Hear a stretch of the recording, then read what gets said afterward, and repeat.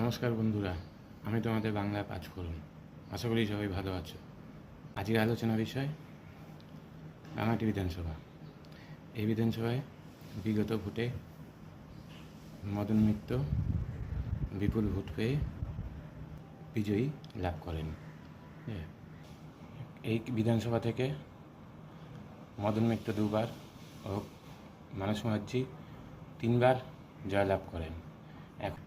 আর এইবার এই ভোট কেন্দ্রে হাড্ডাহাড্ডি লড়াই মানস মুখার্জি আর মদন মিত্রের মধ্যে।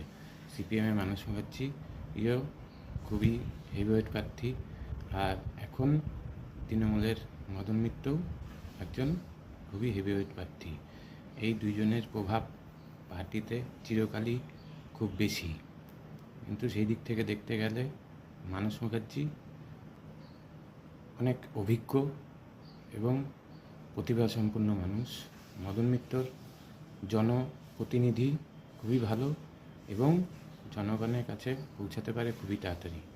ঠিক আছে, সেই দিক থেকে দেখতে গেলে দুজনেরই সমান সমান লড়াই হওয়ার সম্ভাবনা আছে। এবার দেখার 4 মে কার ভাগ্যের চাবি খোলে। আপনাদের কি মনে হয় এই বিষয়ে?